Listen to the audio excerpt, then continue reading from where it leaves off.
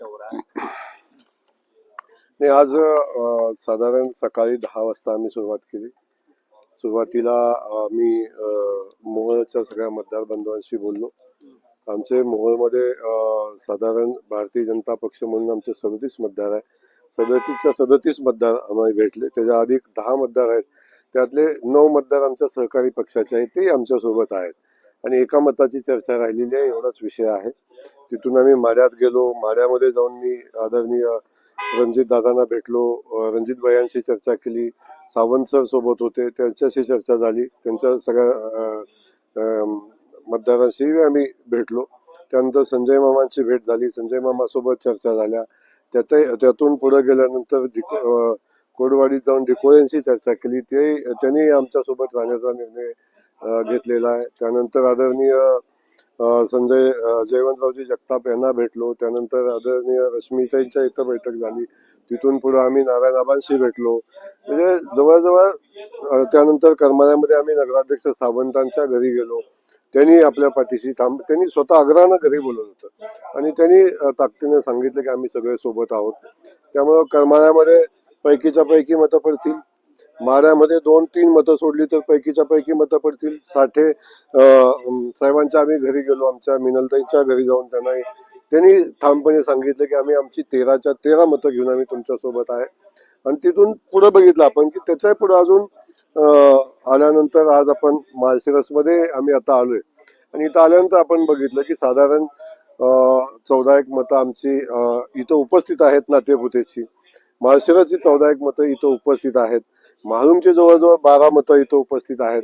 त्यामुळे ही सगळी परिस्थिती बघितल्यानंतर आणखीन काही लोकांनी इच्छा व्यक्त केलेली आहे. मी खात्रीने सांगतो की ना भूतो न भविष्यती अशा पद्धतीचं यश या निवडणुकीमध्ये येईल आणि ज्यांनी कोणी निवडणूक लावली आहे त्यांना पश्चाताप होईल. इथं घोडे बाजार केलाय, मला तोंड उघडायला लावू नका. कुणाला? सुप्रिया सुळे म्हणल्या की भाजपने ज्या पद्धतीने हे सगळं नोटांचा बाजार मांडलेला आहे त्याबद्दल मला तोंड उघडायला लावू नका. त्यांचं तोंड बंद आहेच, कधी उघडायचं काय कारण आहे. त्यामुळे त्याच्या अधिक न बोलणं उचित आहे. पण आपण मग एवढंच निवडणुकीत बाकीच्या होते तर तुम्ही पुण्यातल्या उमेदवार का मागे घेतल्या, ते कुणाच्या परवानगीने घेतल्या?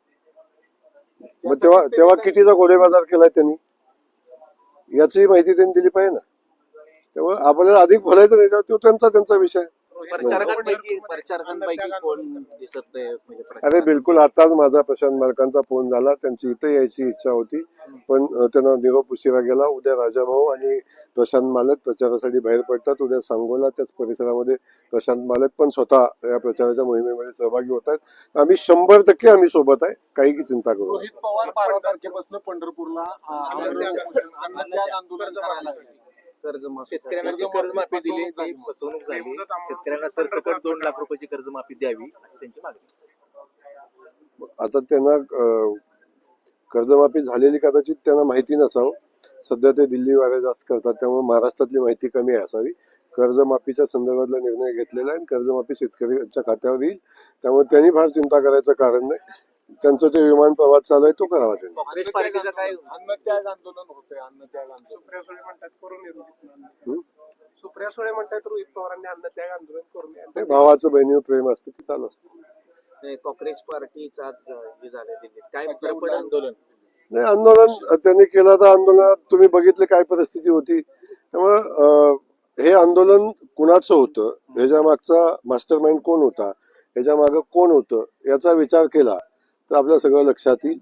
त्यामुळे जो मोठा डाव होईल असं त्यांचा होता, तो डाव उधळलेला आहे. चारही आमदारांची भूमिका धैर्यशील मोहिते पाटील किंवा खासदारांच्या विरोधात दिसते. जाहीरपणे आमचा केसाने गळा कापला किंवा आमच्या मताची यांना गरज नाही अशी भूमिका घेतली. आम्ही त्यांच्या उमेदवाराला मतदान करणार नाही असं सांगितलं. ही लोकही आपल्याकडे येतील.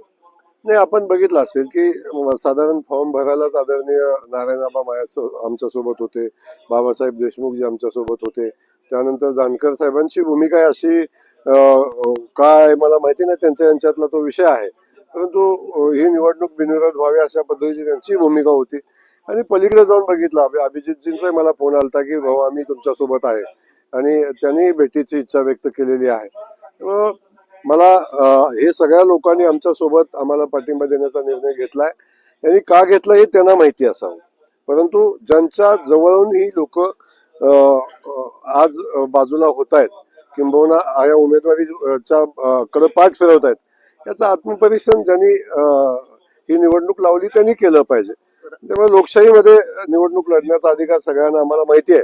ही काही विद्या नव्यानं शिकवायची आवश्यकता नाही, परंतु नेमकी वास्तव काय आहे आणि का आपण लोकांना भेटील देतो याचा विचार आपण केला. एका व्यक्तीच्या हट्टामुळेच ही निवडणूक लागली असं वाटतं. राम सातपुतेंनी जी काय भूमिका घेतली मागच्या 2-3 वर्षात ती कुठंतरी बाकीचे लोक फॉलो करतायत असं वाटतंय. म्हणजे इथले स्थानिक आमदार असतील किंवा पक्षाचे राष्ट्रवादी म्हणजे राम सातपुतेंनी एक लक्षात घ्या, आज सरंजामशाही संपलेली आहे हे अजून लक्षातच येत नाही आहे. कुठलाही आमदार आपला घरचा गडी नाही आहे, त्याचं स्वतंत्र अस्तित्व आहे, तो लोकप्रतिनिधी आहे, त्याचा सन्मान मान त्याला दिला पाहिजे, त्याला विश्वासात घेतलं पाहिजे, त्याला विचारलं पाहिजे. या गोष्टी आता ते विसरून गेलेल्या आहेत. अजून त्याच तोऱ्यामध्ये लोक आहेत, त्यामुळे ही परिस्थिती निर्माण होते. मला कोणावर बोलायचंच नाही, निवडणूक झाल्यानंतर आपण नक्की बोलू. त्यांना शुभेच्छा.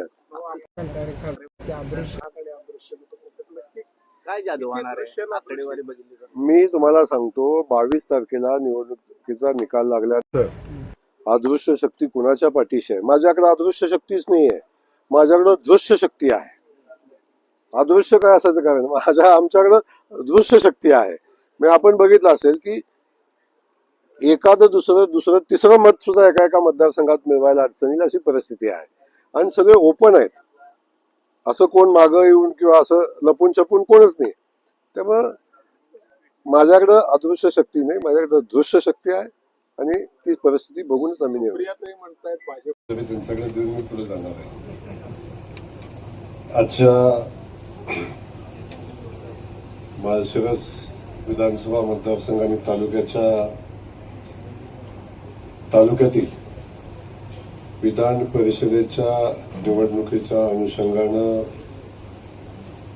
होत असलेली मतदारांची बैठक आणि या बैठकीसाठी उपस्थित असलेले पंढरपूर मंगळवेढ्याचे आमदार, माझे सहकारी मित्र सन्माननीय समाधान दादा, या ठिकाणी उपस्थित असलेले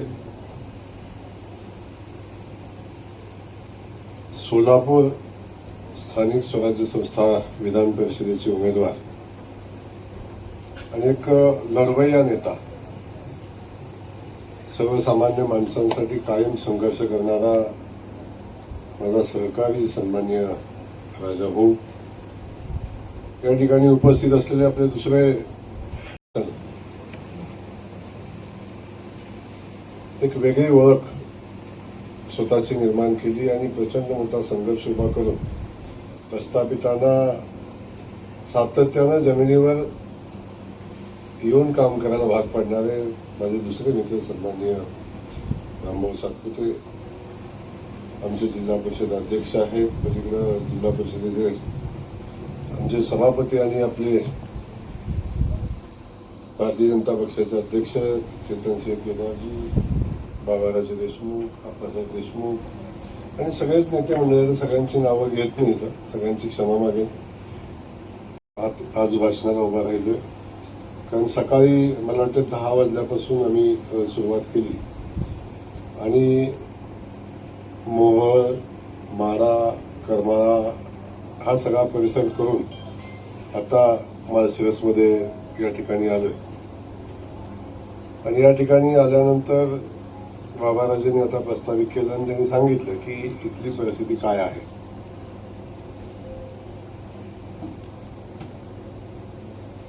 आपल्या सगळ्यांना माहिती आहे की राज्याचे मुख्यमंत्री आदरणीय देवेंद्रजींच्या नेतृत्वाखाली आपण सगळेजण काम करतो.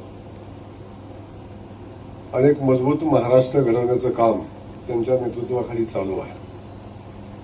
आणि अशा परिस्थितीमध्ये आपल्या नेतृत्वानं, आपल्या पक्षानं स्थानिक स्वराज्य संस्थेसाठी उमेदवार म्हणून राजाभाऊंची निवड केली. राजाभाऊंच्या बद्दल मी अधिक सांगावं असं नाही, अख्खा जिल्हा राजाभाऊंना सातत्यानं ओळखत असतो. आदरणीय देवेंद्रजींचा निष्ठावान सैनिक आणि तितकाच सामान्य माणसासाठी लढवय्या असणारा नेता आज विधान परिषदेचा उमेदवार म्हणून आपल्या सगळ्यांच्या समोर आहे. तेव्हा या जिल्ह्यातली परिस्थिती आपल्या सगळ्यांना माहिती आहे. भारतीय जनता पक्ष आज जिल्ह्यामध्ये सगळ्यात मजबूत पक्ष आहे. आणि आज आपण आकडेवारी जरी काढली तर समाधान दादा 68.5% मतदार हे भारतीय जनता पक्षाचे आहेत, जे चिन्हावर निवडून आलेले आहेत. तेव्हा बाबाराजे निवडणूक लागायचं तसं काही कारण नसतं. पण 68% मतदान भारतीय जनता पक्षाच्या चिन्हावरच आहे. आणि आमचे सहकारी आहेत, आज राजाभाऊनी दिवसभर बघितलं, आमचे सहकारी आहेत. उर्वरित राहिलेल्या जवळजवळ 22% आमचे सहकारी आहेत. आणि अगदी 5-10% विषय आहे, 10% 12% मताचा विषय आहे की जे मतं आज आपल्या समोर आहे. अशा परिस्थितीमध्ये सोलापूर जिल्ह्यातल्या सगळ्या नेत्यांनी ही निवडणूक बिनविरोध करावी अशा पद्धतीचा विनंती मी जिल्ह्यातल्या सगळ्याच आमच्या सत्ताधारी विरोधी पक्षाच्या नेत्यांना केली. आणि त्या दृष्टीने आम्ही प्रयत्नही केले. आम्ही प्रयत्न केले, समाधानदादांनी प्रयत्न केले, राजाभाऊ आपण प्रयत्न केले, रामभाऊ सातत्याने आमच्या संपर्कात होता आपण. आणि सगळ्यांनी प्रयत्न करत असताना आदरणीय देवेंद्रजींनी पण प्रयत्न केले. आणि त्यांनी ही निवडणूक बिनविरोध करण्यासंदर्भात चर्चा केली. परंतु काही लोकांना बाबाराजे काय असते की काही झालं तरी आपलं अस्तित्व संपायची भीती असते. असंही काही फार वेगळा विषय राहिला नाही, परंतु अस्तित्वाच्या लढाईसाठी उमेदवारी ठेवलेली आहे. आणि बळीचा वकरा कुणाला तर करायचं म्हणून वसंत नानाला केलं नाही. त्या पलीकडचा काही विषय नाही. कारण जर निवडणूक लढायची होती, जिंकायची होती, नाहीतर घराच्या बाहेर तिकीट द्यायची सवयच नाही. बरोबर आहे ना. मग जिंकायची असती तर घरात दिली असती, मग घरातनं लढाई पण केली असती. तर त्याला माहिती आता काय होणार आहे. आज मी तुम्हाला सांगतो, मी सोलापूरच्या मोहोळ मतदारसंघात गेलो. बाबाराजे 48 मतदान आहे. किती? 47 मतदान हे एका लाईनीत उभं राहून शिक्का दाखवून मतदान होईल अशी परिस्थिती आहे. आमच्या बैठकीला तेवढी लोक उपस्थित. माढा मतदारसंघामध्ये जेवढं मतदान आहे त्यातलं दोनच मतं ती पण समाधानात आपण चर्चा केली तर ती जाणार नाही. दोनच मतं सोडली तर एकही मत इकडे तिकडे जाणार नाही. आता आम्ही गेलो करमाळ्यामध्ये, आमच्यासोबत जयंत जगताप साहेब होते, रश्मी दिदी होत्या, संजय मामाकडे जेवण घेतलं दुपारचं आणि येताना नारायणाबांना भेटून आलो. एकही मत. आणि इथं गेल्यानंतर राजाभाऊंचं प्रत्येकाने फटाके वाजवून हलगी लावूनच स्वागत केलं. प्रत्येक बैठकीत प्रत्येक ठिकाणी. तेव्हा तिथं एका दिवसा मत सुद्धा जाईल अशी परिस्थिती नाही. आणि आता माळशिरसमध्ये आलो. मी परवाच येऊन माहिती घेऊन गेलो होतो. बाबाराजे आपण आहात, बाकी सगळे आहात, इथली परिस्थिती आपल्याला माहिती आहे. त्याच्या पलीकडे मी आणखी एक विषय सांगतो की सोलापूरची महापालिकेची निवडणूक झाली. 102 सीट आहेत. या 102 सीटमध्ये भारतीय जनता पक्ष 87 जागा निवडून आला. आणि आता ऑप्शन मिळून म्हणजे स्वीकृत सदस्य मिळून 111 मतदान आहे. आज दाव्यानं मी सांगतो की 108 मतं आम्हाला पडतील, 3 मतं विरोधात पडतील. ती बी समाधान झालं. तुम्ही चर्चा केली तर ती थांबणार, ती थांबतील. आणि हे वास्तव आहे. म्हणजे मी फक्त तुम्हाला सांगायचं म्हणून बोलत नाही. शेवटी निवडणूक निकाल लागल्यानंतर तुम्हाला सगळ्यांना कळेल, हे मी सांगायची आवश्यकता नाही. सांगोल्यात गेला, शहाजी बापू, बाबासाहेब, भारतीय जनता पक्ष, दीपक आबा सगळे आम्ही सोबत आणि एका गाडीत बसून आहे. परंतु मनामध्ये काही नाही. एखादं मत सुद्धा इकडे तिकडे जाईल अशी परिस्थिती नाही. आता या परिस्थितीमध्ये आता राहायला कुठं विषय राहतो. समाधान दादा आपल्या इथं. आता मंगळवेढ्यात बघा, समाधान दादाचे हाईच बहुमत. तिथं बबनदादा अवतडे पण समाधान दादांसोबत आलेले आहेत. तिथं एखादं मत सुद्धा जायची सोय राहिलेली नाही. मंगळवेढा 100% होईल. पंढरपूरमध्ये तीर्थक्षेत्र विकास आघाडी आहे आणि बाकीच्या आपल्या प्रशांत मालक समाधान दादाची मतं आहेत. तिथं विचार केला तर जवळजवळ 29 मतं स्वीकृत पकडून 31 मतं आणि आघाडीतली 9 मतं आपल्यासोबत आहे. राहिली 4. राहिली 4 याच्या पलीकडे काही नाही. आणि मग तर मी बोलत नाही. मी निकाल लागल्यानंतर ह्या सगळ्या मतांचा हिशोब मी देईन.